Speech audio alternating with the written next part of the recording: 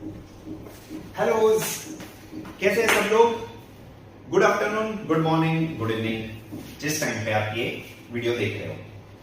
हम ये video shoot कर रहे हैं अप्रैल में और अभी पीक गर्मी की सीजन शुरू हो चुकी है इंडिया के अंदर। रिसेंटली एक रिसर्च आया है, फैक्ट्स आया है कि top 100 cities of the world में इंडिया की 100 सिटी, टॉप 100 में इंडिया की सिटीज है। इसका मतलब इंडिया के अंदर बहुत हद से ज्यादा गर्मी बढ़ चुकी है। और आप लोग बोलोगे डेवलपमेंट है, ये है, पेड़ काटे जा रहे हैं। हाँ, ये रीजन हो सकता है, बट अगेन फैक्ट्स समझना बहुत जरूरी है। ये चीजें जो चल रही है, जो गर्मी बढ़ चुकी है, वो पूरे एशियन कॉन्टिनेंट में है। और एशियन कॉन्टिनेंट में अभी रिसेंटली एल नीनो आया है, which is super El Nino, जो 150 साल बाद आता है। और उसकी वजह से ये पूरा का पूरा हमारा एक हीट वेव सा चला है।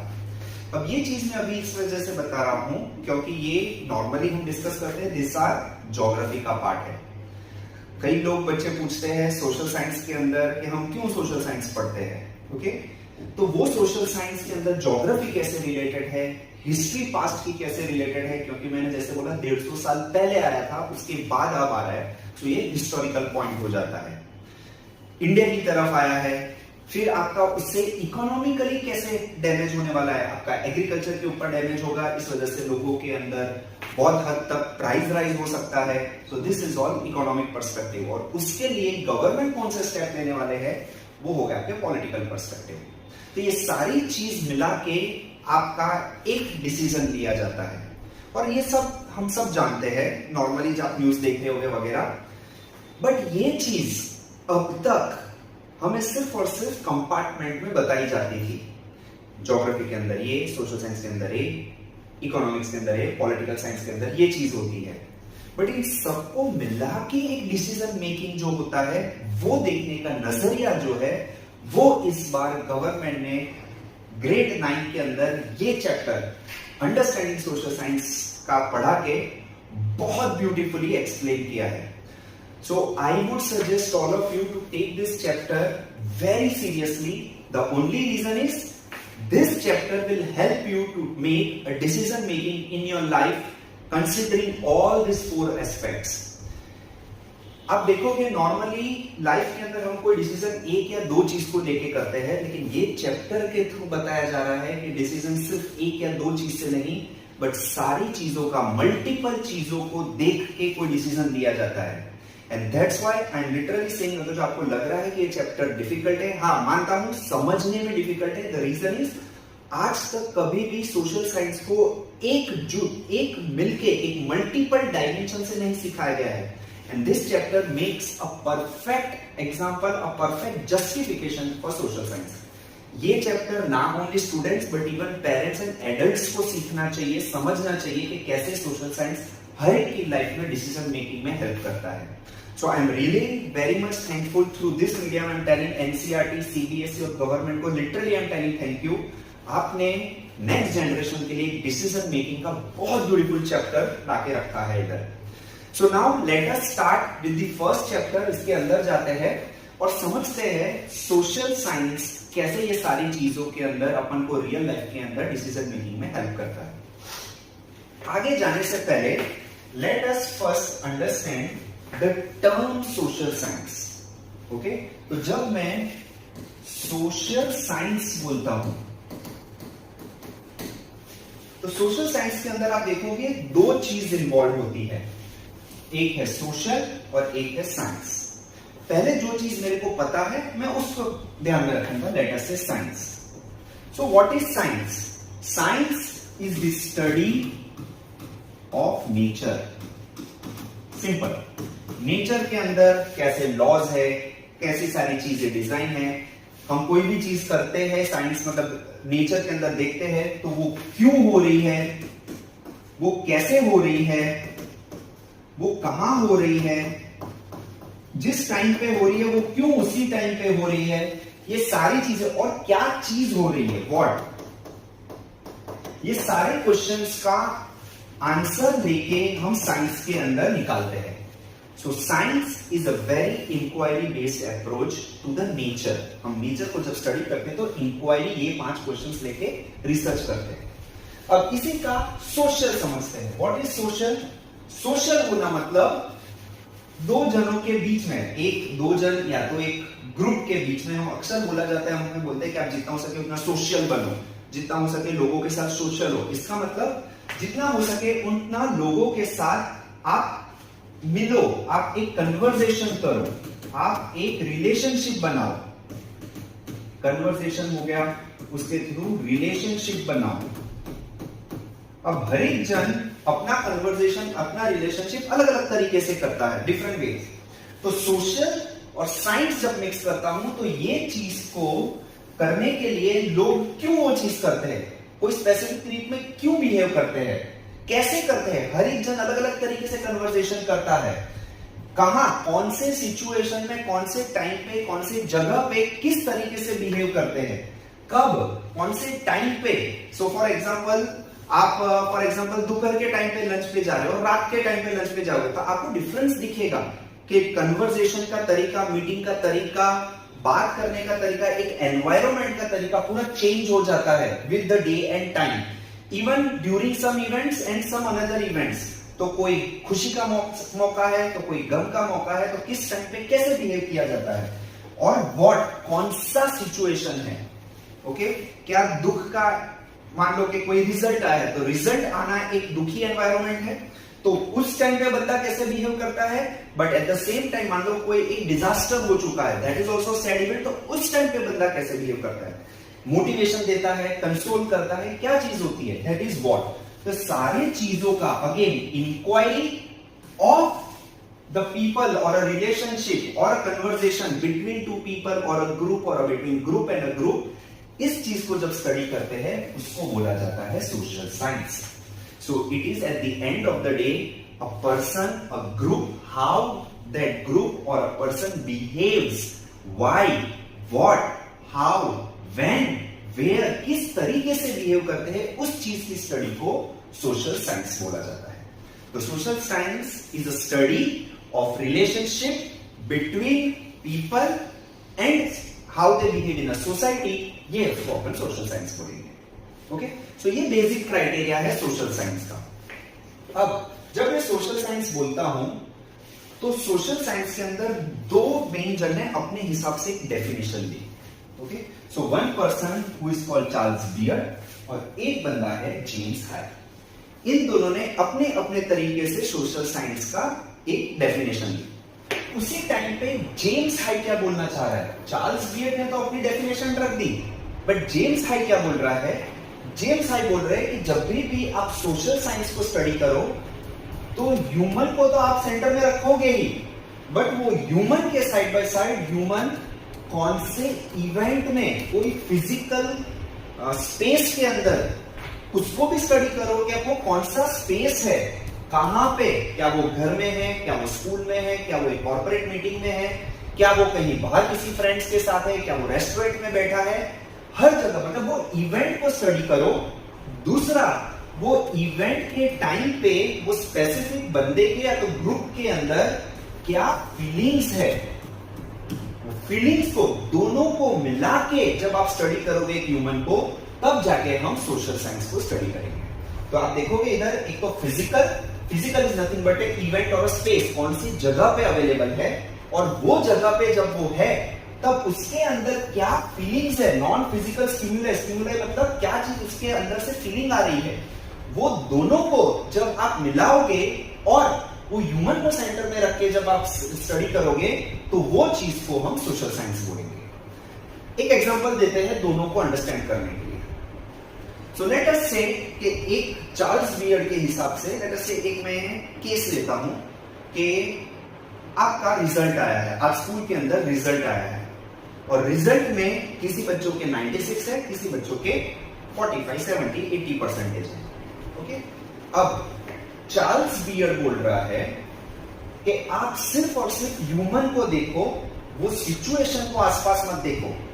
आप सिर्फ और सिर्फ वो एक 90 वाला बच्चे को और एक 85 वाले बच्चे को स्टडी करो, वो क्या बिहेवियर दे रहा है, वो क्या एक्शन कर रहा है, क्यों एक्शन कर रहा है, उसके ऊपर इंक्वायरी करो।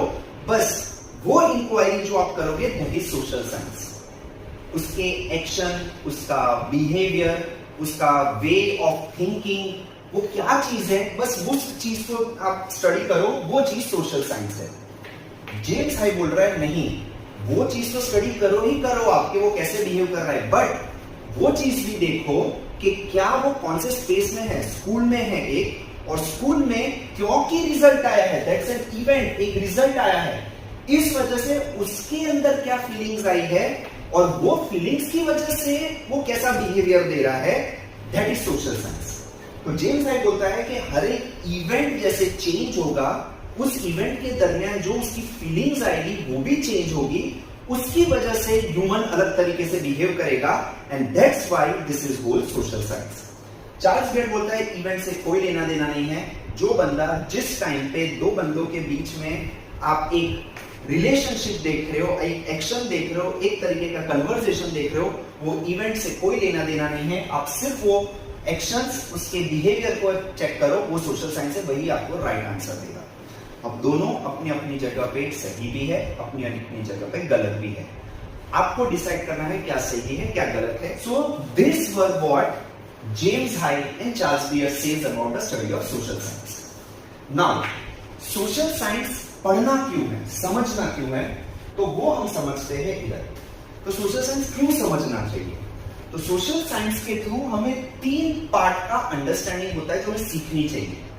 First, social science helps you in shifting your perspective. Short form में बोलूं या तो सिंपल लैंग्वेज में बोलूं कि हम कभी भी अपना पर्सनल ओपिनियन किसी एक फैक्ट के बेसिस के ऊपर नहीं बनाएंगे। हम हमेशा कोई भी ओपिनियन किसी को जज करने से पहले हमेशा हमें एक एजम्पशन नहीं लेना है, बट एक इंक्वायरी करनी है, सिस्टमैटिक इंक्वायरी।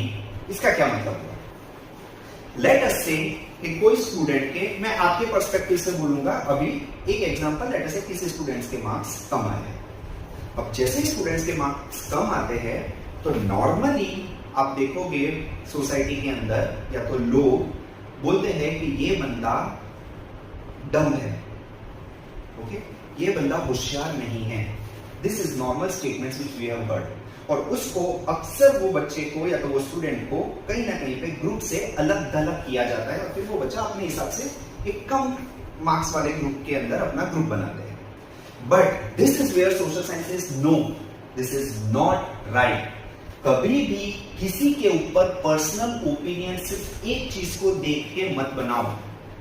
ओपिनियन, जजमेंट्स बनाने से पहले इट इज वेरी इंपॉर्टेंट हम हर तरीके की इंक्वायरी करें कि क्या वो स्टूडेंट को समझ में नहीं आया था इस वजह से मार्क्स कम आए, क्या उसका बेस ही वीक है, जब वो बचपन में पढ़ते पढ़ते एक 9th में आया और 9th में अगर जो मार्क्स कम आ रहे, 8th में मार्क्स कम आ रहे, तो क्या उसका बेस वीक है, तो बेस की वजह से मार्क्स अच्छे नहीं आ रहे, क्या वो एनवायरनमेंट जहां पे वो रह रहा है दैट इज वेरी फ्रस्ट्रेटिंग, इस वजह से उसको एग्जाम से डर लग रहा है। अब कई स्टूडेंट्स ऐसे होते हैं कि जब नॉर्मल हाई स्टेक्स एग्जाम्स नहीं देते हैं तो मार्क्स अच्छे आते हैं, बट जैसे ही एग्जाम्स में बैठते हैं वो एकदम से एक डर से जाते हैं और उसकी वजह से एग्जाम में परफॉर्म नहीं कर पाते। तो क्या वो एक रीजन है, क्या कोई और रीजन है, जैसे कि उसका एक सर्कल ऐसा है which is not interested in studies और वो अक्सर पढ़ाई के बाहर की दुनिया में डिस्ट्रैक्ट हो रहे हैं, क्या mobile is one of the reason कि वो पढ़ नहीं पा रहा है। So there are multiple reasons, उसके ऊपर आपको सिस्टमैटिक इंक्वायरी करनी है rather than judging anyone directly. हो सकता है कि वो student is not good in studies but he और she must be good in some other activity, तो वो होशियार नहीं है, that is a wrong statement to make. वो होशियार कोई अलग लाइन में है, कोई अलग स्किल्स में है, कोई अलग वर्टिकल में है, तो उसको होशियार ना होशियार बोलना is not right, that is your personal opinion. और कभी भी हम पर्सनल ओपिनियन सिर्फ और सिर्फ एक फैक्ट के बेस पे नहीं बनाते हैं। There are multiple things that need to be observed on and that is how we make a systematic inquiry, और systematic inquiry के थ्रू हम पर्सनल ओपिनियन बनाएंगे। उसके ऊपर ओपिनियन बनाने से पहले हम उसको समझेंगे and then we will make the statement. That is what shifting the perspective जो सोशल साइंस सिखाता है। नेक्स्ट सिखाता है अंडरस्टैंडिंग कोएग्जिस्टेंस। सोशल साइंस बोलना चाहता है कि आप अकेले as an individual does not और will not be able to survive. आप सिर्फ और सिर्फ इस वजह से सर्वाइव हो सकते हो या तो फिर आगे बढ़ सकते हो only and only if you are surrounded by group of people. So आपके पर्सनालिटी डेवलपमेंट में, आपके आगे बढ़ने की रीजन में आपके आसपास के लोगों का बहुत इंपॉर्टेंस है। न्यूटन ने बोला था, and I love this statement of Newton जो मैं हमेशा अपने पास रखता हूं, I am able to see ahead in the future because I sit or I stand on the shoulders of the great. Newton खुद बोलता है कि अगर जो मैंने ये सारी चीजें इन्वेंट कर पाया, अगर जो आज मैं इतना ज्यादा समझ पा रहा हूं, इट इज ओनली बिकॉज मेरे पीछे कुछ लोग थे जिन्होंने मेरे लिए बेस बना के गए हैं। This is what social science says, कि आपको ये समझना इंपॉर्टेंट है कि आप अकेले as an individual existence is not possible. आपका एग्जिस्टेंस आपके आसपास के लोगों की वजह से है। This is very important. तो आप कभी भी इतने ज्यादा एटीट्यूड, इतने ज्यादा इग्नोरेंट मत हो जाओ कि आपने कुछ काम किया है। नहीं, आपने जो काम किया है, आपने जो सक्सेस लाया है, आपने जो लाइफ के अंदर अचीव किया है, all those things are not only because of you, it is because of multiple people who are there around you. At the same time, कोई भी चीज गलत हो रही है तो वो सिर्फ और सिर्फ आपकी वजह से नहीं है। There are multiple things which are responsible for those event to happen. और वो कौन कौन सी चीज है, अगेन ओपिनियन बनाने से पहले we will go and do a systematic inquiry, stepwise. That is social science teaching you decision making, how to take steps, क्या सोचना चाहिए, क्या समझना चाहिए. This is where social science comes. Third चीज जो इसी का पार्ट है कि हमेशा कोई भी डिसीजन लोगे, पहले सिस्टमैटिक इंक्वायरी करोगे, आप को एग्जिस्टेंस को समझोगे, और लास्ट में जब कोई डिसीजन लोगे वो सारे के सारे डिसीजंस कोई एविडेंस के बेसिस पे लोगे, आपके इन गट फीलिंग के ऊपर नहीं लोगे. सो ऑलवेज एंड ऑलवेज कोई ना कोई एविडेंस, सिस्टमैटिक इंक्वायरी के थ्रू जो एविडेंस आया है वो एविडेंस के बेसिस पे कोई लॉजिकल रीजनिंग लेके आप लास्ट में कोई ना कोई डिसीजन लोगे. Okay, so this is what social science teaches us, and that's why social science is very very much important. Great, चलो ये समझ में आ गया कि मेरे को पर्सपेक्टिव चेंज करने का सिखा रहा है, मेरे को एक अंडरस्टैंडिंग ऑफ कोएग्जिस्टेंस दे रहा है, मेरे को एक एविडेंस बेस्ड डिसीजन लेने की मेरे को एक हेल्प कर रहा है, एक पाथ दिखा रहा है. लेकिन इस केस में क्या क्या स्टेप्स है, कौन से मेथड होते हैं सिस्टमैटिक इंक्वायरी के. So this is what again this are the four steps जो मेजरली साइंस के अंदर होते हैं. That's why we call social science. Science के अंदर हम नेचर को इस मेथड से स्टडी करते हैं, सोशल साइंस के अंदर हम ह्यूमंस को इस मेथड से स्टडी करते हैं कि वो कैसे बिहेव कर रहे हैं, क्यों बिहेव कर रहे हैं, कौन से टाइम पे क्या चीज कर रहे हैं. तो सबसे पहले जैसे बोला क्रिटिकल क्वेश्चन है, जो कुछ चीज हुई है तो क्यों हुई है, क्या हुई है, कैसे हुई है, ये सारे के सारे पहले क्वेश्चनिंग करेंगे. Okay, this is nothing but a problem identification. हम प्रॉब्लम को पहले आइडेंटिफाई करेंगे और प्रॉब्लम को identify, so this questioning is nothing but problem identification.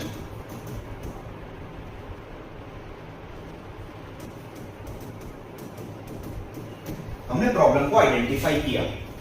अब प्रॉब्लम को आइडेंटिफाई करने के बाद उसके अंदर एविडेंस कलेक्ट करना शुरू करेंगे कि ये प्रॉब्लम हुई तो क्या क्या चीज हुई, कौन कौन सी रीजन की वजह से हुई. That is evidence collection. सारे के सारे एविडेंस अलग अलग तरीके से देंगे. और ये एविडेंस कलेक्शन कैसे करना है, कहां से कलेक्ट करना है, that is where social science के आगे लिखेंगे. सो जो सोशल साइंस है वो यहां हेल्प करता है एविडेंस कलेक्शन के केस में. नॉर्मली हम जाके पूछते हैं कि ये चीज हुई, बट कहां देखना है एविडेंस कलेक्शन करने के लिए, कौन सी चीज को देखना है. क्या मेरे को बिहेवियर को ही देखना है, क्या मेरे को एनवायरमेंट को देखना है, क्या मेरे को कोई स्पेसिफिक इवेंट को देखना है, कौन सी चीज को देखना है एविडेंस कलेक्ट करने के लिए, वो हम आगे देखेंगे. लेकिन this are the steps. First critical questioning, पहले प्रॉब्लम आइडेंटिफाई करो क्या है, उसके ऊपर क्वेश्चंस रखो, वो क्वेश्चंस के बेसिस के ऊपर सारे के सारे एविडेंस कलेक्ट करेंगे. एविडेंस कलेक्ट करने के बाद वो एविडेंस को हम कंपेयर करेंगे, कंपैरेटिव एनालिसिस. तो जितने भी एविडेंस आए लेट अस कंपेयर कि क्या चीज कौन सी सिचुएशन में हुई और वो चीज जब दूसरे सिचुएशन में आती है तो क्या सेम रहती है. ओके, और लास्ट में इसके बेसिस के ऊपर लॉजिकल रीजनिंग होगा. एक एग्जांपल बताता हूं मैं इस केस में. अपन वापस मार्क्स का एग्जांपल लेते हैं. सो लेट अस से कि दो स्टूडेंट्स हैं, एक के मार्क्स आए हैं 85% और एक के आए हैं 95%। लेट अस 85 ना लेके लेट अस से 75। अब दोनों के घर में, स्पेशली दिस पर्सन के घर में भूचाल खड़ा हो गया, नहीं तो बहुत अच्छा मार्क्स लाने वाला बच्चा था, 75 कैसे आ गया?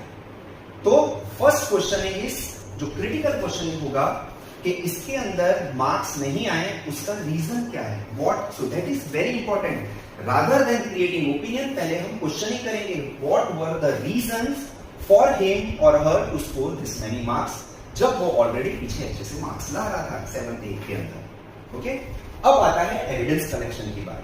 तो यहां पे इसके मल्टीपल एविडेंस कलेक्ट किए जाएंगे, इसके मल्टीपल एविडेंस क्रिएट किए जाएंगे, कलेक्ट किए जाएंगे।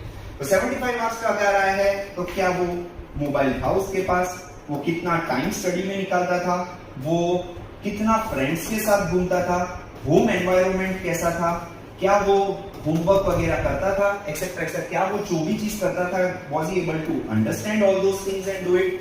और तो ये सारे के सारे एविडेंस है। अब ये एविडेंस इधर से कलेक्ट किए जाएंगे सारे के सारे। जब 95 आए तो उसने क्या क्या पैरामीटर्स के ऊपर, ये सेम पैरामीटर्स के ऊपर वो क्या क्या चीज करता था। अब कंपैरेटिव एनालिसिस में अगर जो इसके पास मोबाइल है तो क्या इसके पास भी मोबाइल है? हाँ है, ठीक है, चलो ये मैं एक साइड में रखता हूं। तो this may not be the reason. Next, क्या कितना टाइम पढ़ाई में निकालता था? लेट अस से ये 3 से 4 घंटे पढ़ता था, ये भी 3 से 4 घंटे पढ़ता था, चलो ठीक है, ये भी एक रीजन नहीं है, ठीक है। नेक्स्ट, क्या वो घर का एनवायरनमेंट इसका और इसका घर का एनवायरनमेंट सेम है? हो सकता है कि एक के घर के अंदर बहुत हद तक हमेशा एक तरीके से क्रीपिंग किया जा रहा है कि तुम पढ़ो, तुम नहीं हो, तुम ऐसे हो, तुम वैसे हो, एक नेगेटिव चीजों के थ्रू उसको मोटिवेट किया जा रहा है।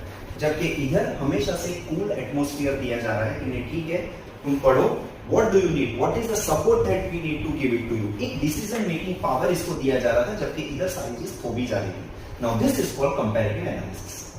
तो अब यहां पे देखा जा रहा है कि वन ऑफ द रीजन जहां पे अगर जो फ्लॉ हो सकता है तो ये वाले होम वाले में फ्लॉ हो सकता है, ठीक है। तो ये कंपैरेटिव एनालिसिस के बेस पे बाकी सारे पैरामीटर्स को देखे जाएंगे, कौन कौन से पैरामीटर के ऊपर दोनों के बीच में गैप आया है वो देख के लास्ट में एक लॉजिकल रीजनिंग देखा जाएगा कि हाँ ये सारे पैरामीटर्स में से भी कौन सी चीज है जो सबसे ज्यादा इफेक्ट कर रही है, and based on that then we will take a decision कि इसके 75% है, अगर इसको आगे ले जाना है तो क्या चीज चेंज करनी पड़ेगी। This is what we call systematic inquiry method based on social science, human behavior के केस में, सोसाइटी के केस में, वो सारी चीजों को जब हम एक स्टडी करते हैं ये मेथड से, this is called our organized inquiry, that is systematic inquiry. This is the method we follow. Hope you understand this part. Now, next part आता है आपका कि ठीक है, मैंने सिस्टमैटिक इंक्वायरी कर दी, बट अब नेक्स्ट क्वेश्चन आता है कि ठीक है, तो सोसाइटी के अंदर हम कभी भी कोई भी चीज को अगर जो देखे एज अ सोसाइटी तो किस तरीके से, कौन कौन से तरीके से देखना पड़ेगा। ओके, तो जैसे चार्ल्स ने और हमने जेम्स हाइट के केस में बात की थी, एक ने बोला कि सिर्फ ह्यूमन को देखो, एक ने बोला कि नहीं फिजिकल इवेंट भी देखो ह्यूमन के केस में और उसका स्टिमुलाई भी देखो। वैसे ही जब हम एक सोसाइटी को स्टडी करते हैं तो सोसाइटी को दो तरीके से स्टडी किया जाता है सोशल साइंस के अंदर, तो आपको दोनों पर्सपेक्टिव से देखना पड़ेगा एज अ सोसाइटी। अभी तक हमने इंडिविजुअल केस में बात की, वो सारी की सारी सिस्टमैटिक इंक्वायरी आपकी पूरी की पूरी एक सोसाइटी लेवल पे भी आती है, बट फिर सोसाइटी के अंदर दो पार्ट होते हैं, आपको दोनों को उस सिस्टमैटिक इंक्वायरी के थ्रू जज करना पड़ेगा या तो फिर इंक्वायरी करनी पड़ेगी, जज नहीं इंक्वायरी। ओके, तो सबसे पहले जो सोसाइटी के अंदर पहला पार्ट है वो है आपका पीपल और रिलेशनशिप, इंडिविजुअल पीपल और ग्रुप ऑफ पीपल, उनको हम स्टडी करते हैं, ठीक है। दूसरा स्टडी करते हैं इंस्टीट्यूशंस और सिस्टम्स को। अब ये दोनों चीज क्या है, ये बहुत सिंपल है समझने के लिए। पीपल मतलब एक इंडिविजुअल या तो फिर ग्रुप या तो फिर फैमिली, व्हाटएवर, जो साथ में रह रहे हैं, जो एक साथ है, एक इंडिविजुअल पर्सन को भी देखूंगा मैं, वो ग्रुप को भी देखूंगा, और एज अ सोसाइटी एक मल्टीपल ग्रुप जब इकट्ठा हो जाते हैं तो वो कैसे बिहेव कर रहे हैं, तो मेरे को इंक्वायरी इधर करनी पड़ेगी। At the same time, I will have to inquire the institutions also. Now, institutions का क्या मतलब है? Institutions को अगर जो मैं एक simple language में बताऊं, तो a organization or an idea where a proper method is being followed, rules and regulations are followed for the betterment, for the comfort of the people is called an institution. Confused? Let us understand. Let us say मैं एक लेता हूं education. Education is called an institution. Why? तो education की जब मैं बात करूं तो एजुकेशन के अंदर एक सिस्टमैटिक पैटर्न, एक सिस्टमैटिक रूल्स, एक सिस्टमैटिक सिस्टम और प्रोसेस डिफाइन किया गया है कि there is a expert, there are students who want to learn from that expert and an expert shares his expertise to the students. That is called education. अब वो education अलग अलग जगह पे अलग अलग तरीके से हो सकता है. सो फॉर एग्जांपल कॉलेज के अंदर एडल्ट को एजुकेशन होता है, स्कूल के अंदर हमारे स्टूडेंट्स के लिए एजुकेशन होता है, that is small kids right from first to 12th standard के लिए. तो ये आपके स्पेस बना दिए गए हैं.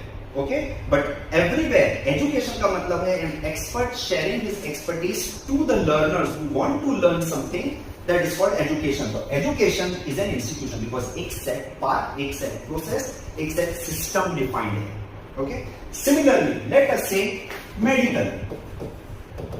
Medical is an institution. क्यों? मेडिकल के अंदर एक एक्सपर्ट है जिसने स्टडी किया है, जिसने एक्सपीरियंस किया है कि बॉडी को कैसे समझते हैं और उसकी बीमारियां कैसे दूर करते हैं. वो एक सेट पैटर्न है और वही बंदा or that person whom we call doctor will treat a person who is suffering from disease. So that's why medical or medicine is an institution. Next example, government.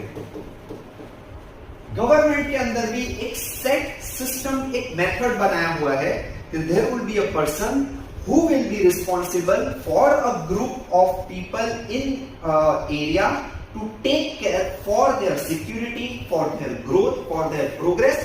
उसके बेस के ऊपर वो एक laws बनाएंगे ताकि वो ग्रुप आगे बढ़े, वो एक सिटीजन्स आगे बढ़े. So that's why there is a system set जिसके बेस पर पूरे के पूरे ग्रुप या इंडिविजुअल के लिए काम किया जाता है, उनके प्रोग्रेस के लिए, उनके कंफर्ट के लिए. और वो जो एक सिस्टम तैयार होता है उसको हम इंस्टीट्यूशन बोलते हैं. ओके, सिस्टम और इंस्टीट्यूशन. तो जब मैं सोशल साइंस बोलूं और जब मैं इंक्वायरी करता हूं सोसाइटी लेवल पे, तो मेरे को इन दोनों का स्टडी करना पड़ेगा. सिर्फ और सिर्फ इंस्टीट्यूशन में उसको स्टडी करूंगा तो मेरे को डायरेक्ट इंपैक्ट नहीं मिलेगा. क्यों? क्योंकि एक एजुकेशन, एक स्कूल लेवल पे लेट अस से कि एक क्लास के अंदर कुछ 20 बच्चे बैठे हुए हैं, हर एक बच्चा अपनी तरीके से अलग बिहेव करेगा. क्यों?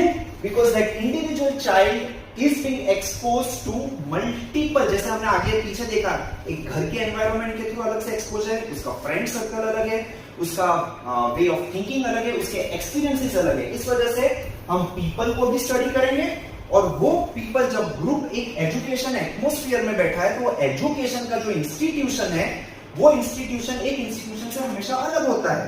तो इंस्टीट्यूशन के अंदर क्या चीज है जो इन लोगों को अलग अलग बिहेव करवाने पे कर रही है, या तो फिर ये सारे स्टूडेंट्स जो एजुकेशन इंस्टीट्यूशन में बैठे हुए हैं तो सबके सब वो एजुकेशन इंस्टीट्यूट को कैसे इफेक्ट कर रहे हैं, इन दोनों को स्टडी करेंगे तब जाके हम सोसाइटी को ओवरऑल स्टडी कर पाएंगे.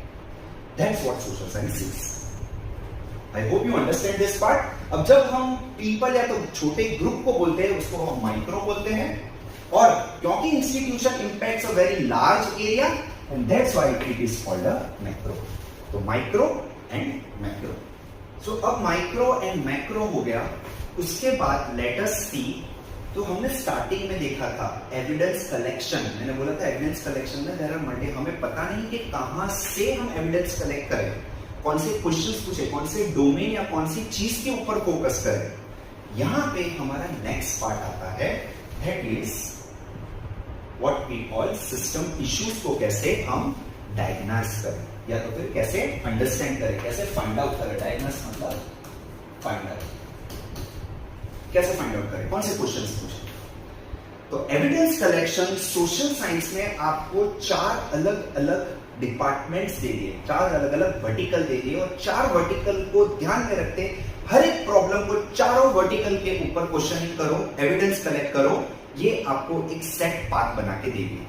And that's why again I am repeating the same thing, social science is so important. आपको डिसीजन मेकिंग के अंदर एक फुल प्रूफ एक मेथड बना के दे दिया है, जो आप लाइफ में कभी भी फॉलो करो, कभी भी डिसीजन मेकिंग में पीछे नहीं पड़ो। सो एग्जाम्पल लेटर से हम लेते हैं स्कूल के अंदर एक क्रिटिकल क्वेश्चन पूछते हैं। सबसे पहले जैसे हमारा इंक्वायरी बेस्ड अप्रोच था, सबसे पहला क्रिटिकल क्वेश्चन पूछते हैं, लेट अस से इंडिया के अंदर फीमेल एजुकेशन इज लो। एक लेटर से वो एग्जांपल लेते हैं, that is the major problem that we are seeing, कि कोई कंट्री के अंदर में, इंडिया में बोलूंगा, लेटर से कोई एनी एबीसी कंट्री ले लेते हैं और उसके अंदर फीमेल एजुकेशन का परसेंटेज कम है। ओके, अब क्यों कम है? जब मैं एविडेंस कलेक्ट करने जाऊंगा, मेरे पास कोई रेफरेंस नहीं है, मैं कहां कहां कलेक्ट करूं, कौन सी चीज पूछूं, क्योंकि मेरे को आइडिया नहीं है, because this is a new problem which I have faced. तो प्रॉब्लम को ढूंढो कहां पे क्वेश्चनिंग करने के लिए, एविडेंस कलेक्ट करने के लिए। सो यहां पे सोशल साइंस बोलता है कोई टेंशन मत लो, आप हर एक प्रॉब्लम को 4 बकेट के अंदर डिस्ट्रीब्यूट कर दो। सबसे पहला बकेट कि अगर जो फीमेल एजुकेशन कम है, तो पहले देखो कि फीमेल एजुकेशन के लिए भी नीड स्कूल्स। तो क्या वो स्कूल्स जो फीमेल एरिया में है, क्या वो स्कूल्स वो एरिया में जहां पे गर्ल्स रहती है, जहां फैमिलीज रहती है, जिनके वहां गर्ल्स आते हैं, क्या वो स्कूल वो एरिया से, उनके घर से कितनी दूर है? क्या वो एरिया में स्कूल्स है भी कि नहीं है? अगर जो स्कूल्स है तो कितनी स्कूल्स है, कितना फीमेल का पॉपुलेशन है, उसके सामने वो स्कूल्स के अंदर कितनी क्लासेस है, कितने स्कूल्स सबको इकट्ठा करवा पा रही है। तो all this things comes under the part of geography. Area के पर्सपेक्टिव से मैंने क्वेश्चन पूछना शुरू किया। So the first bucket is geography, कितनी स्कूल्स है, कितनी दूर स्कूल्स है, कहां कहां पे स्कूल्स है। सो दिस इज कॉल्ड ज्योग्राफी। एक एरिया के पर्सपेक्टिव से मैंने पहले क्वेश्चन पूछा। सेकंड क्वेश्चन पूछो, सेकंड बकेट के अंदर जाओ, क्या वो एरिया के अंदर जहां पे गर्ल्स का एजुकेशन कम है, क्या हिस्टोरिकली वो सोसाइटी के अंदर फीमेल एजुकेशन को सपोर्ट किया जाता था?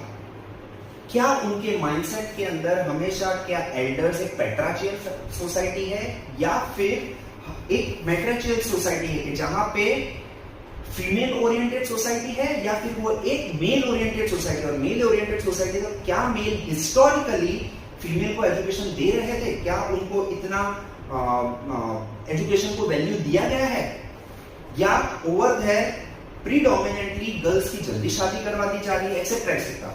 सो ये बकेट जब मैं देखता हूं, मैं पास्ट के पर्सपेक्टिव से देखता हूं कि माइंडसेट कैसे चलता आ रहा है पास्ट से प्रेजेंट की तरफ, तो वो चीज हो गई आपकी हिस्ट्री का बकेट। तो एक हिस्ट्री के बकेट से क्वेश्चन पूछो, एविडेंस कलेक्ट करो।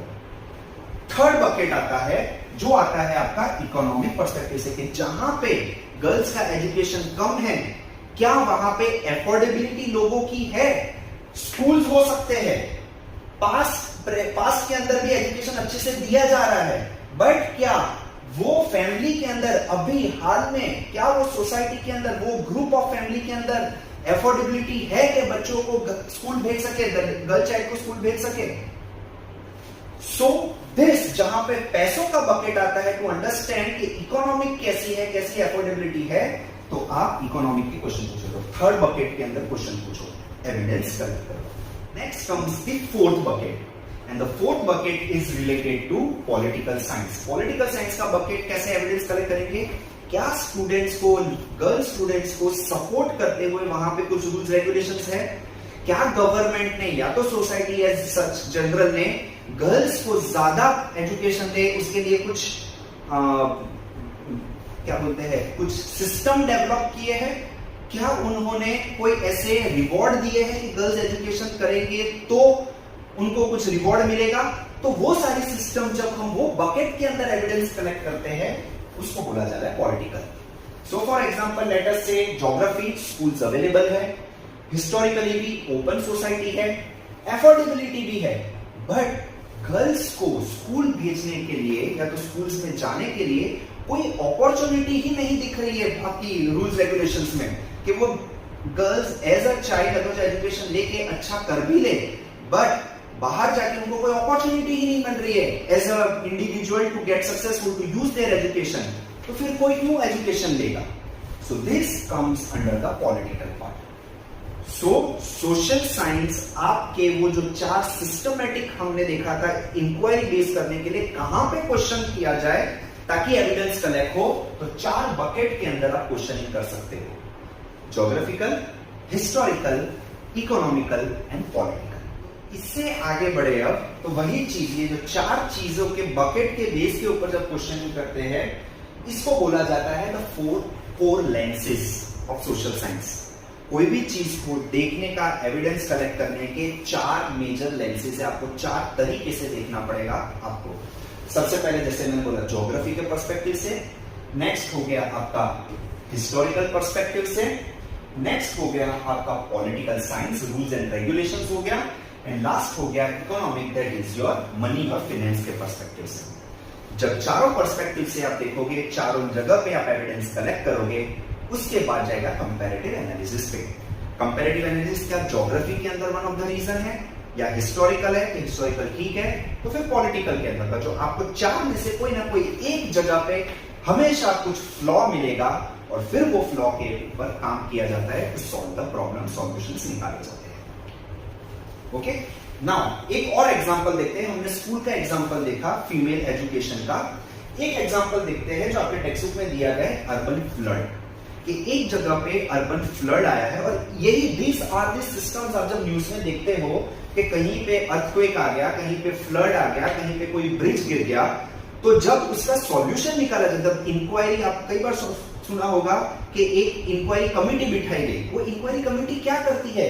दे आस्क, कलेक्ट्स, एंड जो भी क्वेश्चंस कलेक्ट करते हैं, जो एविडेंस कलेक्ट करती है, 4 बकेट के बेस पे, 4 लेंसेज के थ्रू कलेक्शंस करते हैं एविडेंस, उसको कंपेयर करते हैं, और लास्ट में एक सॉल्यूशन लेके आते हैं, जिस एविडेंस बेस्ड लॉजिकल रीजनिंग के ऊपर एक सॉल्यूशन लेके आते हैं। सो दिस, लेट अस से आज हम एक कमिटी बने हैं, आज हमें एक इंक्वायरी कमिटी पे रखा गया है, और क्या चीज हुई है? There was an event of flood which has happened in an urban space.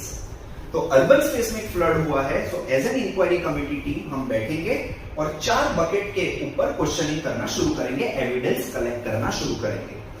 First evidence हम ज्योग्राफी के पर्सपेक्टिव से देखेंगे कि क्या वो अर्बन स्पेस के अंदर अगर जो फ्लड आया है, तो क्या वहां पे रेनफॉल एकदम से बहुत ज्यादा हुआ है? क्या वो टेरेन हमेशा स्वैम्प लैंड था? टेरेन मतलब वो जगह, एरिया, क्या स्वैम्प लैंड पे था? क्या वहां पे ड्रेनेज सिस्टम प्रॉपर है कि बारिश ज्यादा हुई और पानी वहां से निकला कि नहीं निकला? या तो वो जगह जहां पे सिचुएटेड है वहां से नदी कोई पास हो रही है जो एकदम से फ्लड करके आई है? What is the reason? क्या एविडेंस है, क्या चीज आई है? वो सारे के सारे चीजें हम ज्योग्राफी के अंदर देखेंगे। तो ये कंस्ट्रक्शन भी ड्रेनेज का कैसा हो रहा है, अगर ड्रेनेज कंस्ट्रक्ट हुआ है तो क्या वो प्रॉपर तरीके से इंक्लिनेशन देके आउटपुट दिया गया है या ऐसे स्टोर करके रखा गया? क्या ड्रेनेज चॉकअप हो गई है, etcetera etcetera. All these things जब हम क्वेरी के थ्रू क्वेश्चन कलेक्ट करते हैं, that is called geographical lens के थ्रू मैंने एविडेंस कलेक्ट किया। सेकंड, इकोनॉमिक के लेवल पे, तो क्या वो चीज जहां पे ये डैमेज हुआ है वो लाइवलीहुड को कितना इंपैक्ट किया, कितना खर्चा हुआ, कितने लोगों ने अपना घर बार खो दिया वो फ्लड की वजह से? वो जब कंस्ट्रक्शन हो रहा था अर्बन सिटी का, तो उसके अंदर कितने पैसे डाले गए थे? What was the amount of fund that was allotted to create the drainage so that पानी निकल जाए अच्छे से? पैसों की बात आएगी, then we will always look into the economics perspective. तो अगर जो फ्लड आया तो फ्लड की वजह से लाइवलीहुड कितनी डैमेज हुई, और फ्यूचर के अंदर इसको रीबिल्ड करने के लिए कितना पैसा लगेगा। Okay, so this is called economic perspective से। नेक्स्ट देखा जाता है हिस्टोरिकल पर्सपेक्टिव से। हिस्टोरिकल पर्सपेक्टिव में देखा जाता है कि क्या वो जगह पे एक पैटर्न है कि हमेशा से रेनफॉल इतनी ज्यादा होती जा रही है? तो ज्योग्राफी का प्रॉब्लम नहीं हो सकता, लेकिन हो सकता है कि हमेशा से बारिश उधर वहां हो रही है, या it was a one time event. अगर जो वन टाइम इवेंट हुआ है, हिस्ट्री में कभी भी इतना रेनफॉल नहीं हुआ है, एकदम से अभी हुआ है, तो हम वापस यहां से जाएंगे ज्योग्राफी के ऊपर के वेदर कंडीशंस क्यों एकदम से चेंज हो गई, ग्लोबल वार्मिंग की वजह से। I hope you are able to understand कैसे हम सारी चीज को कनेक्ट करते जा रहे हैं इधर। ओके, सो हिस्ट्री को देखा जाएगा, हम हिस्ट्री के बकेट के लेंस के थ्रू देखेंगे उसको, क्या वो सिटी के अंदर जो डेवलपमेंट हुआ कितने साल में हुआ, was it one time development हुआ या it was slow and steady, सारी चीजों को ध्यान रखते हुए डेवलपमेंट हुआ, हिस्टोरिकल पैटर्न, वेदर कंडीशंस का पैटर्न, ये सारी चीजें हम देखेंगे। क्या वो एग्जिस्टिंग जहां पे बना है, is it a risk zone? हम अक्सर देखते हैं, आपने सुना होगा जापान के अंदर आए दिन अर्थक्वेक आते रहते हैं, so there is a historical pattern है कि वहां पे अर्थक्वेक आते रहेंगे, इस हिसाब से वहां की सिटी का कंस्ट्रक्शन किया जाता है। So these are all historical patterns that we see, कि हर एक चीज हिस्ट्री के पर्सपेक्टिव के पास के पर्सपेक्टिव से देखो कि प्रेजेंट में ये फ्लड आने के क्या हिस्ट्री में क्या आपको एविडेंस दिखते हैं। Next last is political science. ये सारी चीजें हो गई, क्या गवर्नमेंट के रूल्स रेगुलेशंस ऐसे थे कि फ्लड रोका जाए? क्या थे गवर्नमेंट के रूल्स रेगुलेशंस? क्या हमने वो जगह को बनाने के लिए, ड्रेनेज पास करने के लिए, क्या गवर्नमेंट ने कुछ स्ट्रिक्ट नॉर्म्स रखे थे कि एट रैंडम सारी चीज खड़ी हो गई? हम रिसेंटली देखते हैं बेंगलोर की बात, बेंगलोर के अंदर सो मच ट्रैफिक जाम, क्यों? कोई रूल्स रेगुलेशंस ही नहीं बने थे, गवर्नमेंट ने कोई पॉलिटिकल साइंस के थ्रू रूल्स रेगुलेशंस ही नहीं बनाए थे, जिसकी वजह से एट रैंडम डेवलपमेंट खड़ा हो गया और इसकी वजह से ट्रैफिक जाम्स होने शुरू हो गए उधर। बट वही चीज आप कोई वेल प्लान्ड सिटी के अंदर देखोगे तो आपको वहां पे ट्रैफिक जाम्स का इशू नहीं दिखेगा, बट फिर वो पॉलिटिकल साइंस में not be the reason, it may be the historical reason, it may be geographical reason, it may be economic reason.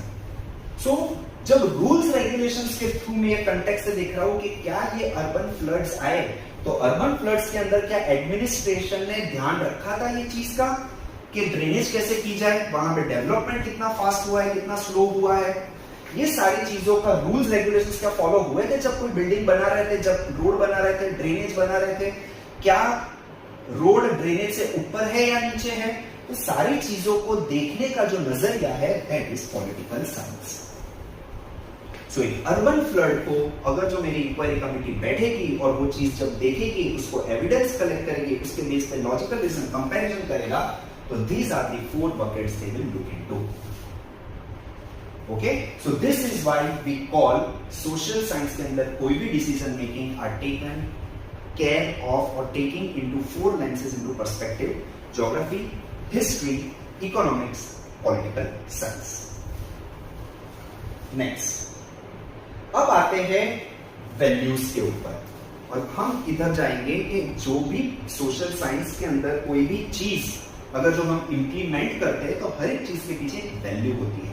We always keep some idea, some values before creating a society. Society कैसी होनी चाहिए, और हमारे Indian perspective से total हमने इसके अंदर 5 values को कंसीडर किया है।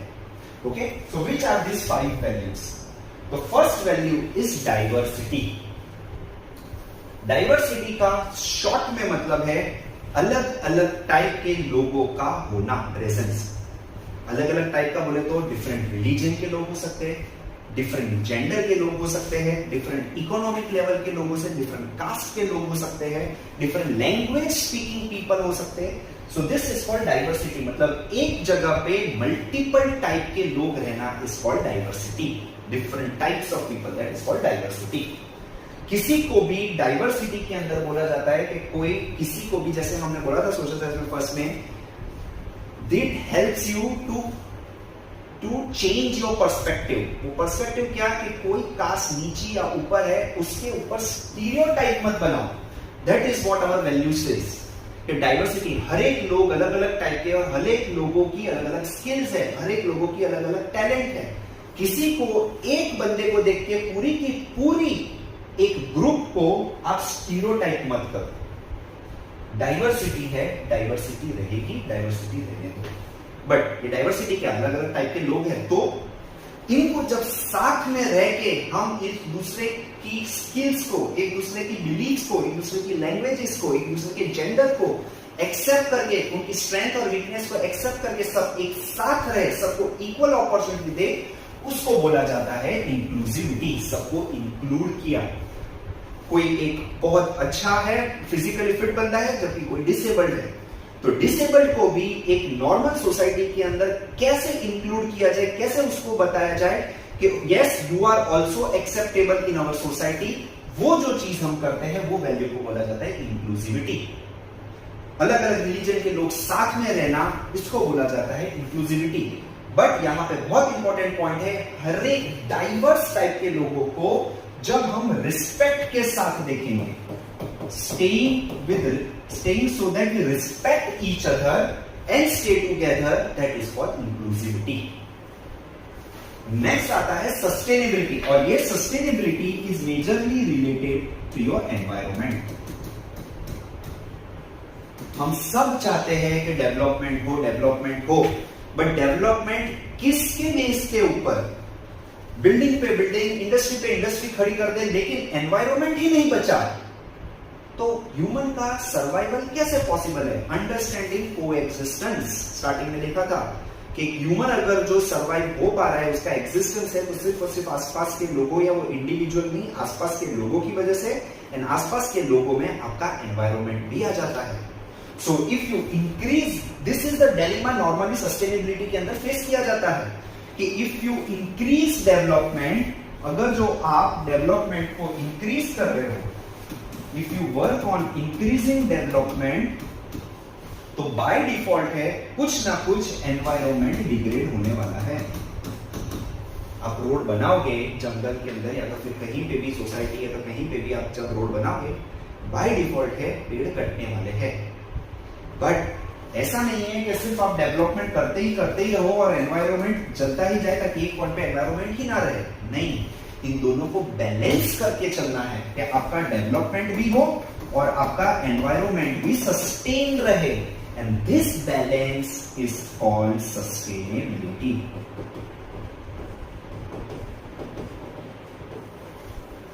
एनवायरमेंट एंड डेवलपमेंट दोनों को साथ लेके चलो ताकि दोनों एक साथ आगे जा पाए, and it will help for the humans to for their progress, that is called sustainability.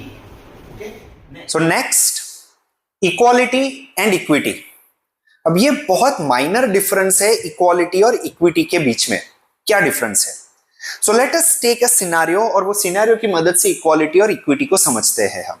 Okay, equality, let us से कि एक जगह है जहां पे एजुकेशन पे काम करना है कंट्री के अंदर, तो गवर्नमेंट ने क्या बोला, हर जगह पे मेजरली देखा जाए तो स्कूल की कमी है, कुछ जगह पे स्कूल की कमी है, कुछ जगह पे स्कूल ज्यादा है। तो हम एक आइडिया करते हैं, क्योंकि इक्वालिटी का कंसेप्ट लाना है तो हम क्या करेंगे, हर जगह पे हम स्कूल्स ओपन कर देंगे, सबको इक्वल अमाउंट की स्कूल दे देंगे। तो लेट अस से मेरे पास 3 टेरिटरीज है, एक ए, एक बी और एक सी। तीनों जगह पे मैंने equal amount of schools open कर दिए, इधर भी 5 कर दिए, इधर भी 5 कर दिए, इधर भी 5 कर दिए। भले ऑलरेडी ए के पास 3 स्कूल्स थी, बी के पास 1 स्कूल थी और सी के पास 1 भी स्कूल नहीं थी, फिर भी गवर्नमेंट रहा मैं इक्वालिटी में मानता हूं, इस वजह से मैंने सबको 5-5 स्कूल्स एक्स्ट्रा दे दी। चलो गुड, जैसे ही 5-5 स्कूल्स कर दी हर जगह पे, तो इसका मतलब इक्वल हो गया, तो सबके पास 5 स्कूल्स हो गई। अब गवर्नमेंट ने बोला कि हमने 5 स्कूल्स तो दे दी, अब हर एक स्कूल के अंदर जितनी भी फीस कलेक्शन है, लेट अस से वो 30 to 40,000 का होगा, 30K to 40K, 30K to 40K। ए में, बी में और सी में जितनी भी 5 स्कूल्स खोली, मैंने इक्वली सबको 30,000 से 40,000 फीस सबको दे दी। इक्वालिटी, किसी के अगेंस्ट मैंने कोई बायसनेस नहीं किया है, सबको इक्वल अमाउंट ऑफ फीस दी है। इधर भी 30,000 फीस है, इधर भी 30,000 फीस है, इधर भी 30,000 फीस है। इक्वालिटी, कोई कंप्लेन करेगा ही नहीं क्योंकि सबको इक्वल दिया है। प्रॉब्लम कहां आई? जो बंदा अफोर्ड कर पा रहा है उसके लिए तो 30,000 is not a problem, but जो अफोर्ड नहीं कर पा रहे हैं, वो स्कूल होने के बावजूद are they able to go and study in the school? Government बोल रही है मैंने तो इक्वालिटी दे दी, सबको इक्वल, एक ही नजरिए से देखा हूं, सबको इक्वल स्कूल्स दे दी, किसी की तरफ भेदभाव नहीं किया, सबको इक्वल अमाउंट ऑफ फीस दी है। बट इसकी वजह से जो ऑलरेडी अफोर्ड कर रहे हैं वो तो स्कूल्स में जा रहे हैं, अच्छा एजुकेशन ले रहे हैं, बट जिसके पास अफोर्डेबिलिटी नहीं है वो तो वापस स्कूल ही नहीं जा रहे, ना एजुकेशन आ रहा है। इक्वालिटी फुलफिल हुई, तो इक्विटी क्या हुआ? इक्विटी के हिसाब से गवर्नमेंट ने क्या बोला कि आपको स्कूल्स दे दी, मैंने 30,000 हर जगह पे रखा है फीस, बट जो अफोर्ड नहीं कर पा रहे, इनको मैंने कुछ कंसेशन दे दिया कि 30,000 में से आपको कुछ डिस्काउंट मिल जाता है और आपको 10,000 जिसको जितना अफोर्ड कर पाते हो उस हिसाब से मैंने कुछ आपको डिस्काउंट दे दिया. That is equity. The support that we give to individual society और a group of people so that they can progress in their life based on their requirement is called equity. जिसको जितनी मदद चाहिए, जितना support चाहिए, उस हिसाब से उसको हाथ देना, उस हिसाब से उसको सपोर्ट देना is called equity. Equality same all the way. Equity जहां पे जिसको जितनी मदद चाहिए उस हिसाब से उसको ऊपर प्रोग्रेस लाने के लिए जो गवर्नमेंट मदद करती है उसको बोला जाता है equity. I hope you understood the difference between equality and equity. अब देखते हैं, हमने 5 चीजें देखी, हमारी 5 वैल्यूज. सबसे पहले हमने देखा डाइवर्सिटी, इंक्लूसिविटी, सस्टेनेबिलिटी और उसके बाद देखा हमने इक्वालिटी एंड इक्विटी. अब ये पांचों वैल्यूज हमें हमारे आसपास के सोशल साइंस के डिफरेंट डिपार्टमेंट्स में कहां देखने को मिलती है, क्या ये सारी चीजें मौजूद है? सो लेट अस सी. जब मैं सोसाइटी को ध्यान में रख के करूंगा तो सोसाइटी में क्या वो पांचों वैल्यूज दिखती है? दिखती है. हम सोसाइटी के अंदर डाइवर्सिटी भी देख सकते हैं, हम सोसाइटी के अंदर इंक्लूसिविटी भी देख सकते हैं, हम सोसाइटी के अंदर सस्टेनेबिलिटी भी देखते हैं, हम सोसाइटी के अंदर इक्वालिटी भी देखते हैं और हम सोसाइटी के अंदर इक्विटी भी देखते हैं. तो सोसाइटी के अंदर आपको ये पांचों चीज देखने को मिलेगी. आते हैं एनवायरमेंट से रिलेटेड. एनवायरमेंट के अंदर बेसिकली आपका फोकस होता है सस्टेनेबिलिटी के ऊपर. ठीक है, एनवायरमेंट और डेवलपमेंट दोनों एक साथ बैलेंस होके चले उसको बोला जाता है सस्टेनेबिलिटी. एनवायरमेंट के अंदर आपको सस्टेनेबिलिटी दिखेगा. अब आते हैं इकोनॉमी के ऊपर. तो जब भी कोई इकोनॉमी का पॉलिसी पास की जाती है तो उसके अंदर हमेशा आपको इंक्लूसिविटी देखी जाएगी, आपको इक्वालिटी भी देखनी पड़ेगी, आपको इक्विटी भी देखनी पड़ेगी, आपको डाइवर्सिटी भी देखनी पड़ेगी और आपको सस्टेनेबिलिटी भी देखनी पड़ेगी. कैसे सर? डाइवर्सिटी अलग अलग टाइप के जेंडर के, कोई माइनॉरिटी है कोई मेजोरिटी है तो उसके बेस पे इकोनॉमिक डिसीजन लेना पड़ेगा. इंक्लूसिविटी कोई डिसेबल्ड है कोई फुल्ली फिट है उसके बेस पे डिसीजन या पॉलिसी बनाना पड़ेगा. इक्वालिटी जैसे मैंने बोला कि कहां पे स्कूल है, किसी की तरफ बायसनेस नहीं करना है, तो हर एक जेंडर को इक्वल अपॉर्चुनिटी देना भी इक्वालिटी है. तो अपॉर्चुनिटी सबके लिए सेम होनी चाहिए, बट जिसके पास कम चांसेस है आगे बढ़ने के, जो ऑलरेडी कोई जगह से मान लो कि सपोर्ट चाहिए उसको, उसके पास उतनी अपॉर्चुनिटी लेने की अवेलेबिलिटी नहीं है, तो वहां पे हमने इक्विटी कोई पॉलिसी ऐसी बनाई कि उसको इक्विटी भी मिल जाए. और लास्ट में सस्टेनेबिलिटी. तो इकोनॉमिक जो भी हम डिसीजन लेते हैं हम इस तरीके से डिसीजन लेंगे कि एनवायरनमेंट को भी कुछ प्रॉब्लम ना हो, सस्टेनेबिलिटी लॉन्ग टर्म रहना चाहिए. अब ये सस्टेनेबिलिटी सिर्फ एनवायरनमेंट से रिलेटेड नहीं है. तो जब सस्टेनेबिलिटी बोलता हूं तो कोई भी चीज जो मैंने इंप्लीमेंट किया है, कोई एक्शन लिया है, वो लॉन्ग टर्म रहे, वो सस्टेनेबल रहे लॉन्ग टर्म के लिए, उस चीज को भी सस्टेनेबिलिटी. तो मैं कोई इकोनॉमिक डिसीजन ऐसे लूंगा कि वो सिर्फ 1 साल के लिए इंपैक्ट करे और फिर उसके बाद वापस उसका इंपैक्ट चला जाए, वैसा भी नहीं होना चाहिए. वो सस्टेन रहना चाहिए लॉन्ग टर्म के लिए. तो अगर जो मैंने कोई एफडी बनाने के लिए, एफडी बहुत हाई वर्ड हो जाएगा, लेट अस से मैंने किसी को डिस्काउंट देने के लिए कोई इकोनॉमी बनाई, जैसे कि गवर्नमेंट इनकम टैक्स के अंदर स्लैब्स कट करते हैं, किसी को कम टैक्स देना है किसी को ज्यादा टैक्स देना. इक्विटी आ गई, टैक्स सबको देना है. इक्वालिटी आ गई, कुछ सीनियर सिटीजन्स के लिए हमने टैक्स कम रखे, कुछ जो ऑलरेडी काम कर पा रहे हैं उनके लिए टैक्स ज्यादा रख दिए. तो वहां पे आपकी इंक्लूसिविटी और इक्विटी दोनों आ गए. अलग अलग टाइप के लोग हैं, कोई कम पैसे कमाने वाले हैं, कोई हायर इनकम के लोग हैं, तो डाइवर्सिटी इज अवेलेबल. और ये इनकम टैक्स ऐसे रखा ताकि गवर्नमेंट को पैसे मिलते रहे ताकि वो डेवलपमेंट कर पाए, लॉन्ग टर्म के लिए डेवलपमेंट कर पाए. सस्टेनेबिलिटी आ गया. So when a government creates any policy, all the 5 things are kept into mind, all the 5 values are kept into mind. और ये सारी चीज आप घर पे अपनी रियल लाइफ में, इंडिविजुअल लाइफ में, डेली लाइफ में भी फॉलो कर सकते हो, इफ यू नो किस तरीके से सारी चीजों को मेंटेन करना है. That is what social science is. Okay, next governance. जैसे मैंने बोला पॉलिसी मेकिंग, सेम चीज हो गई, आपकी डाइवर्सिटी भी आएगा, इंक्लूसिविटी भी आएगा, सस्टेनेबिलिटी भी आएगा, इक्वालिटी भी आएगा, इक्विटी भी आएगा। सो दिस इज हाउ हम अपनी लाइफ के अंदर हमारे आसपास की चीज में जो भी चीज करते हैं उसके अंदर ये पांचों वैल्यूज को इनकलकेट करते हैं। और ये पांचों वैल्यूज कैसे डालनी है, कैसे रखनी है, कौन सी पॉलिसी अडॉप्ट करनी है, कौन से टाइम पे, एविडेंस कलेक्शन। एविडेंस कलेक्शन कैसे होता है, हम 4 लेंसेज को देख के, geography, history, political science, economy. Okay, so सारी चीजें इंटर रिलेटेड है। So when you see this is what our country's preamble is, हमारा कॉन्स्टिट्यूशन का the first page, the soul of our constitution, जिसके अंदर हमने जो पांचों वैल्यूज देखी वो पांचों वैल्यूज हर एक चीज हमारे कॉन्स्टिट्यूशन के अंदर मौजूद है। प्रीएम्बल के अंदर सारी चीजें लिखी हुई है। We have equality, liberty, justice, secular, secular is nothing but diversity जितनी ज्यादा है उनको हम साथ लेके चलते हैं, दैट इज इंक्लूसिविटी आ गई। आपका जस्टिस एंड लिबर्टी, फ्रीडम दी जाती है, that is comes into equity. Equality already दिया हुआ है, फ्रेटर्निटी, ब्रदरहुड के साथ चलना है ताकि वो लॉन्ग टर्म नेशन सर्वाइव हो सके। सस्टेनेबिलिटी, अब देखोगे प्रीएम्बल के अंदर हमने सारी चीज एक नेशन को कैसे बनाना है वो पांचों वैल्यूज हमने इंकलकेट किए हैं इसके अंदर। ओके, नेक्स्ट, अब इंडिया का जब कॉन्स्टिट्यूशन देखोगे तो कॉन्स्टिट्यूशन बनाने के अंदर 4 बहुत बड़ी बड़ी चीजों का हमने इंक्लूजन किया है। कौन सी? So these are the 4 things. First is pluralism. Again pluralism का अगर जो दूसरा मतलब समझो तो it is nothing but diversity. Diversity, अलग अलग टाइप के लोग, लेकिन जहां बहुत सारी डाइवर्सिटी आती है उसको प्लूरलिज्म बोला जाता है। सो एक एग्जांपल दिया गया है, इंडिया के अंदर टोटल 121 लैंग्वेजेस बोली जाती है और 121 लैंग्वेजेस में भी अलग अलग डायलेक्ट्स है। अगर जो डायलेक्ट समझू इसका मतलब है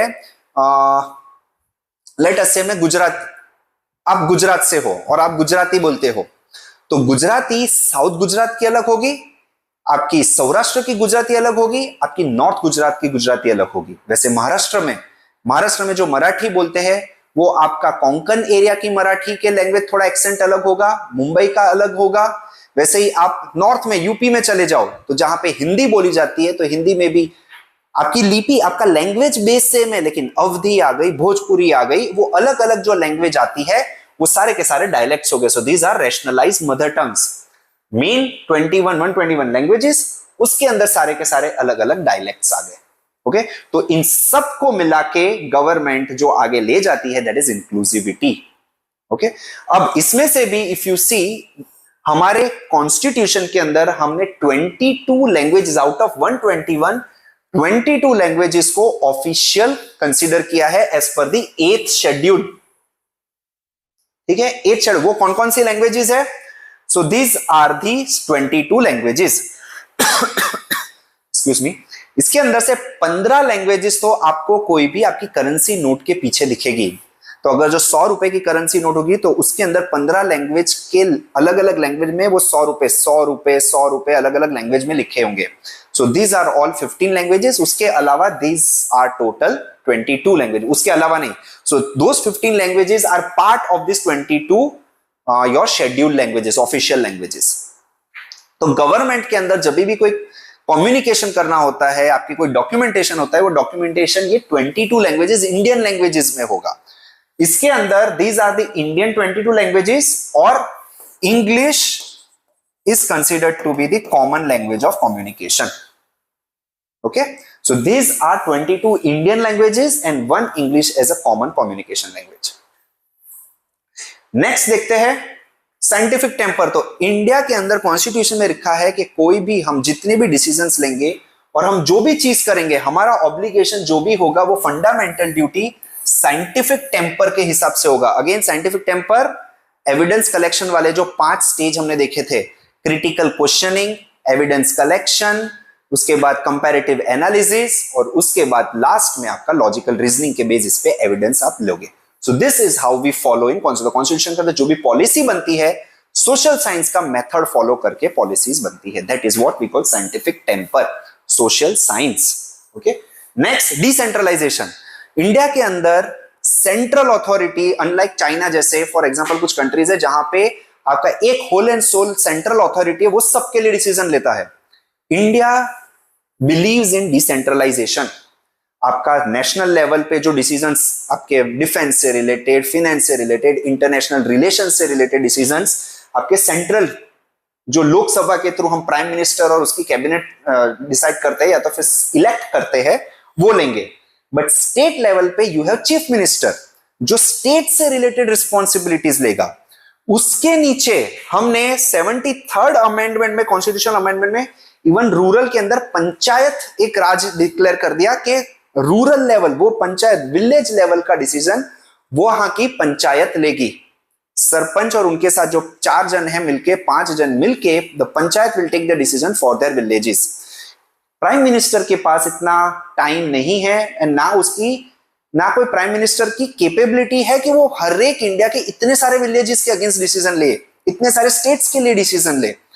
उनका काम सिर्फ इंटरनेशनल लेवल पे इंडिया को रिप्रेजेंट करके उनके लेवल पे डिसीजन लेना है।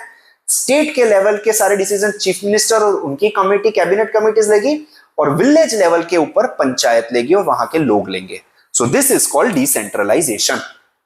And last part is economic reality. हम कोई भी डिसीजन लेंगे तो हमेशा इकोनॉमी को ध्यान में रख के लेंगे, ऐसे नहीं कि हवा में महल बनाए। ओके, सो इकोनॉमिक रियलिटी हमें पता है, जैसे माइग्रेशन डायनामिक्स है, हम रूरल से अर्बन की तरफ शिफ्ट होते हैं तो क्या होगा बहुत। अब मान लो कि अर्बन के अंदर आप सिटी के अंदर अपॉर्चुनिटी बढ़ाते जाओ और रूरल के अंदर अपॉर्चुनिटी कम हो जाए तो क्या होगा, सारे के सारे रूरल वाले अर्बन में शिफ्ट होना शुरू करेंगे। इससे प्रॉब्लम क्या होगी, urban cities will become very highly dense और वहां पे रिसोर्सेज तो लिमिटेड है अर्बन के अंदर, तो वहां पे केओस की सिचुएशन पैदा हो सकती है। तो उस चीज को ध्यान में रखते हमेशा इकोनॉमिक रियलिटी का इस तरीके से हम डिसीजन लेंगे ताकि रूरल अर्बन उस तरीके से मल्टीपल चीजों के अंदर एक बैलेंस डिसीजन लिया जाए। कोई भी पॉलिसी बने तो दोनों को ध्यान में रखते हुए हम पॉलिसी बनाए। So that is what we call economic reality. So this was all about the chapter 1 of understanding social science. मैं लास्ट में again repeat करता हूं, trust me, this is such a good chapter, such an important chapter for your whole life. ये सिर्फ 9th के perspective से मत देखिए, ये आपकी लाइफ में आपको हर एक सिचुएशन में एक डिसीजन लेने के लिए बहुत मदद करने वाला है। So I hope you understood this topic, everything. अगर जो कोई कंफ्यूजन और कोई डाउट है और आप इसके बारे में कुछ पॉइंट के बारे में जानना चाहते हो, comment us, we will try to solve all your doubts through an another video. Thank you.